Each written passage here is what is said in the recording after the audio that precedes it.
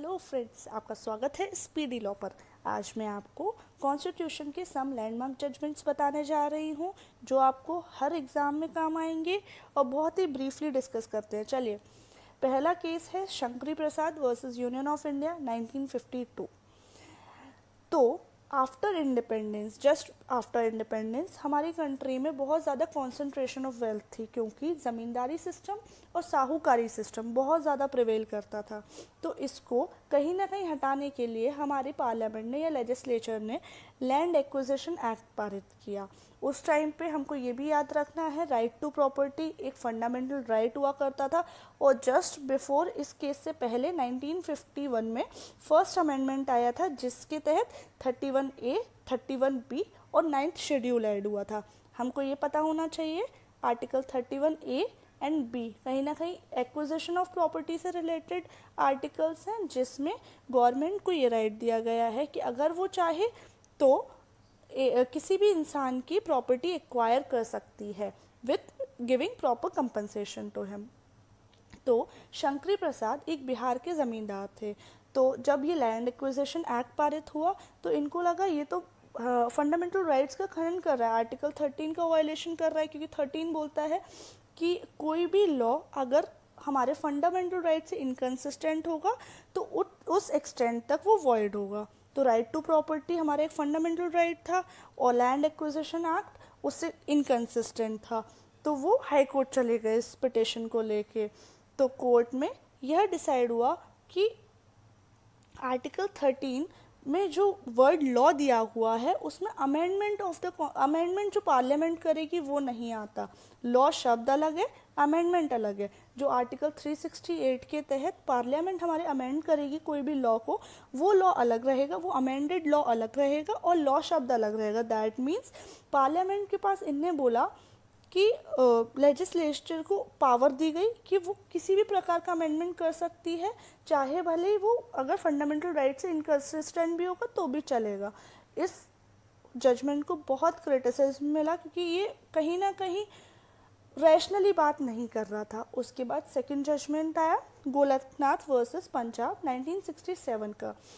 इस जजमेंट में 11 जजेस बेंच बैठी थी। इसमें पहला क्वेश्चन रेज हुआ, क्या पार्लियामेंट के पास इतना पावर है कि वो कॉन्स्टिट्यूशन को जैसा चाहे वैसा चेंज कर सकती है, और क्या पार्लियामेंट फंडामेंटल राइट्स को भी चेंज कर सकती है? तो सुप्रीम कोर्ट ने बोला कि कर सकती है। सुप्रीम कोर्ट ने इसमें इम्पोज किया restriction on amending power of the parliament. Supreme Court contended that fundamental rights are not amendable to the parliamentary restriction as Constituent Assembly stated in Article 13, and that to amend the fundamental right a new would be required. Also stated that Article 368 gives the procedure to amend the Constitution but does not confer the Parliament the power to amend the Constitution. इसी में हम इसी judgement के दौरान amendment 24, 25 and 29 भी आए, क्योंकि इसी से हमने पार्लियामेंट को पावर्स दोबारा दी। आर्टिकल वो अमेंडमेंट 24 कहता है parliament has power to amend any provision of constitution. Amendment 25 कहता है right to property can be restrain but compensation reasonably दिया जाना चाहिए। अमेंडमेंट 29 कहता है land reform act under 9th schedule. Parliament इसमें जजमेंट दिया गया कि parliament can not amend fundamental rights. उसके बाद थर्ड केस आता है केशवानंद भारती का केस। ये सबसे ज़्यादा बड़ा जजमेंट अभी तक का है, सबसे ज़्यादा लैंडमार्क जजमेंट कह सकते हैं अपन को, और यही हमारा बेसिक डॉक्ट्रिन डिसाइड करने वाला केस है। इसके कुछ की नोट्स हैं, आप लोग को हमेशा याद होने चाहिए। जो कि पहला है लॉन्गेस्ट चलने वाला जजमेंट हम इसको कहते हैं। इस केस को डिसाइड करने के लिए जुडिशरी ने कम से कम 70+ कंट्रीज़ के कॉन्स्टिट्यूशन को कंपेयर किया था। 13 जजेस बेंच ने इसको डिसाइड किया। 7:6 की मेजॉरिटी से इसका जजमेंट पारित हुआ। इसका जजमेंट 703 पेजेस का है। थोड़ा सा बैकग्राउंड समझते हैं। After independence all states started improving their social and economic condition.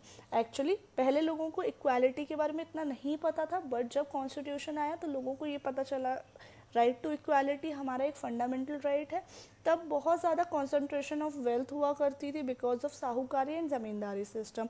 तो हर स्टेट ने आफ्टर इंडिपेंडेंस अपने अपने लैंड लॉज पारित करना स्टार्ट कर दिए, जिससे कि उनके यहाँ वेल्थ का डिस्ट्रीब्यूशन हो सके equally and socially and economic system को सुधारा जा सके, लैंड ओनरशिप को अच्छे से वो किया जा सके, ज़मींदारी सिस्टम को इम्प्रूव किया जा सके, हटाया जा सके, टेनेंसी लॉज बनाए।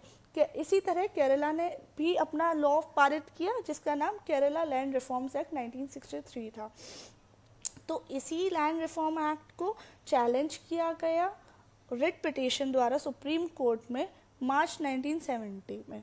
इसमें बोला गया कि ये इनकंसिस्टेंट है with the article 14, article 19(1)(f), article 25 and article 26। इस केस में बेसिकली दो मेजर पॉइंट्स थे जिनको डिसाइड करना था। पहला था, can parliament amend fundamental rights? Second, if yes then up to what extent? पहला था, अगर पार्लियामेंट के पास फंडामेंटल राइट्स को अमेंड करने की पावर है तो 24th अमेंडमेंट को हमने वैलिड करते हुए इसमें जजमेंट दिया, yes parliament has power to amend any provision of the constitution. फिर इसमें बोला गया if yes then up to what extent. तो इस बात को डिसाइड करने के लिए जजेस ने यह जजमेंट दिया कि वह फंडामेंटल राइट्स को अमेंड कर सकेंगे बट हमेशा बेसिक स्ट्रक्चर को मेंटेन करते हुए। मतलब अमेंडमेंट का एक्सटेंशन इतना होगा कि कॉन्स्टिट्यूशन को तभी तक पार्लियामेंट अमेंड कर सकेगी जब तक कि उसका बेसिक स्ट्रक्चर चेंज नहीं होगा। अब फिर क्वेश्चन उठा कि बेसिक स्ट्रक्चर क्या होगा, ये कौन बताएगा? तो सुप्रीम कोर्ट ने इसमें बोला जब भी बात बेसिक स्ट्रक्चर की होगी तो कोर्ट्स हमेशा समय समय पर बताएंगे कि कॉन्स्टिट्यूशन का बेसिक स्ट्रक्चर क्या है। उस समय के लिए उन्हें कुछ लिस्ट दी कि अभी हम ये पॉइंट्स को बेसिक स्ट्रक्चर मान के चलेंगे, जैसे president, constitution of supreme court and कुछ ऐसे ही और भी बताए थे। बट बाद में उन्होंने बोला जब भी समय समय पे ये क्वेश्चन उठेगा कि ये पार्ट बेसिक स्ट्रक्चर है या नहीं, तो हमारा जुडिशरी ये डिसाइड करेगा कि वो पार्ट फॉल करता है बेसिक स्ट्रक्चर में, नहीं। और अगर वो बेसिक स्ट्रक्चर में फॉल करता है तो सुप्रीम पार्लियामेंट के पास पावर नहीं होगी उसको अमेंड करने की। थर्ड केस आता है इन रे बेरूबरी केस 1960। इसका थोड़ा सा बैकग्राउंड समझते हैं। बेरूबरी एक विलेज हुआ करता था जो कि जस्ट इंडिया और पाकिस्तान के बॉर्डर पे था। तब ये बात बहुत पुरानी है, तब इंडिया और पाकिस्तान का डिवीज़न नहीं हुआ था। तो जब हमारा इंडिया और पाकिस्तान डिवाइड हो गया तो रेड क्लिफ लाइन बनी, लेकिन बेरूबरी जो विलेज था वो इंडिया के पार्ट में फॉल हुआ।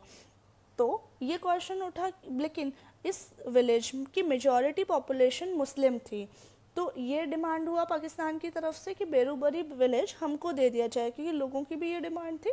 लेकिन बट ये इतना आसान नहीं था। तब इंडिया में प्रधानमंत्री हमारे जवाहरलाल नेहरू जी थे और वहाँ पर मिस्टर नून थे।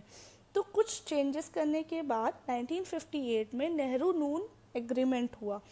तो फिर ये डिसाइड किया कि ठीक है, अगर मेजॉरिटी ऑफ पॉपुलेशन मुस्लिम है और ये सब लोग चाहते हैं कि ये हम विलेज पाकिस्तान को दे दें तो हम ये दे देंगे। तो फिर तब बिल पास हुआ। बिल पे हमने एसेंट ली जब प्रेसिडेंट की, तो प्रेसिडेंट ने ऐसे एसेंट नहीं दी बिकॉज हम आर्टिकल 3 में देखते हैं टेरिटोरियल ज्यूरिसडिक्शन जो कि स्टेट के हाथ में पावर है, बट कहीं भी ये मेंशन नहीं है कॉन्स्टिट्यूशन में भी तब देखा जाए कि हम कोई भी पार्ट या फिर अपना कोई भी टेरिटरी किसी और कंट्री को दे दें। इसका कोई भी प्रोविज़न कॉन्स्टिट्यूशन में नहीं मिल रहा था।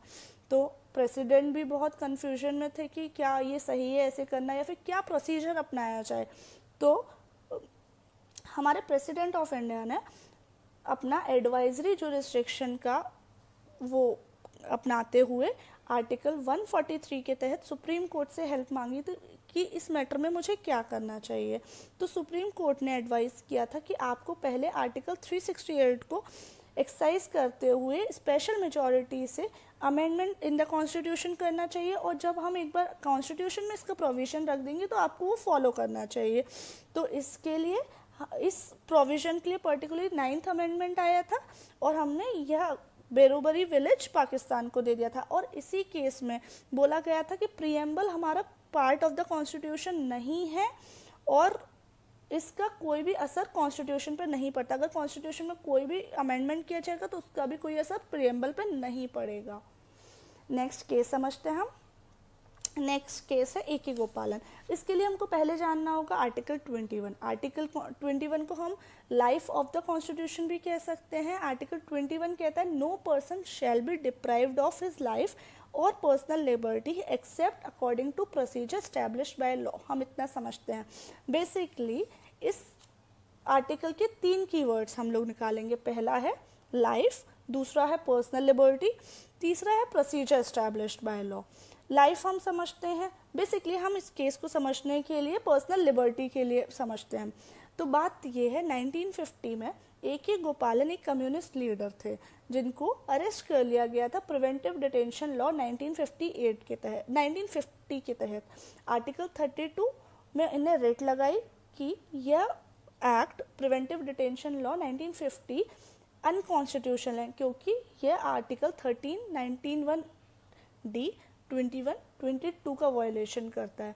तो सुप्रीम कोर्ट ने इसका इंटरप्रिटेशन करते हुए ये बोला, 6 जजेस बेंच थी इस केस में, और ये बोला कि पर्सनल लिबर्टी को हम 2 ही पैरामीटर्स पे नापेंगे, जो कि पहला है फिजिकल रिस्ट्रेंट और सेकंड है कोअर्शन। इसके अलावा हम तीसरी बात नहीं करेंगे जब भी पर्सनल लिबर्टी की बात आएगी।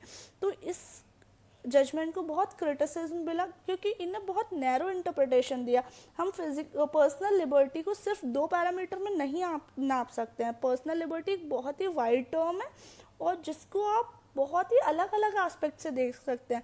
लेटर ऑन सुप्रीम कोर्ट को खुद रियलाइज हुआ कि ये हमने क्या किया, ये हमारा जजमेंट उतना ज़्यादा अच्छा नहीं है। फिर नेक्स्ट केस आया Maneka Gandhi case, Maneka Gandhi versus union of India 1978। इस केस को हम थोड़ा सा बैकग्राउंड समझते हैं। तो इसमें मेनका गांधी का पासपोर्ट सीज कर लिया गया था विदाउट कोई रीज़न दिए उनको। तो उन्होंने सुप्रीम कोर्ट में इस चीज़ को चैलेंज किया कि ये मेरी पर्सनल लिबर्टी का खनन है। तो फिर यह बात सुप्रीम कोर्ट ने भी एग्री करी कि पर्सनल लिबर्टी वर्ड बहुत ही वाइड है और इन्हें अपना प्रीवियस जजमेंट जो कि ए के गोपालन था उसको कहीं ना कहीं इग्नोर करते हुए यह जजमेंट दिया कि पर्सनल लिबर्टी को हम कुछ भी पैरामीटर्स पर नहीं रख सकते, ना ही सिर्फ हम फिजिकल रिस्ट्रेंट पर रख सकते हैं, ना ही कोअर्शन पर रख सकते हैं। ये बहुत ही वाइडर टर्म है, इसकी बहुत ही वाइडर डेफिनेशन हो सकती है। और उसके बाद इसी जजमेंट से उन्होंने बोला अगर अब पर्सनल फ्रीडम को कर्टेल करना चाहते हैं तो आपको टेस्ट ऑफ रीजनेबलनेस देखना पड़ेगा। और इस जजमेंट के 3 इंपॉर्टेंट वर्ड्स उन्होंने दिए, जस्ट, फेयर एंड रीजनेबल। अगर कभी भी आप किसी के भी फंडामेंटल पर्सनल फ्रीडम को कर्टेल करेंगे तो आपको देखना होगा कि वो जस्ट है, फेयर है और रीजनेबल है, ये देखते हुए ही आप कर सकते हैं। और इसी केस में उन्होंने difference between due procedure of law और ड्यू प्रोसेस ऑफ लॉ और प्रोसीजर एस्टैब्लिश्ड बाय लॉ के बीच में डिफरेंस भी ख़त्म कर दिया और बोला दोनों ही सेम है। Thank you friends. अगर आपको मेरा वीडियो अच्छा लगा तो लाइक, सब्सक्राइब एंड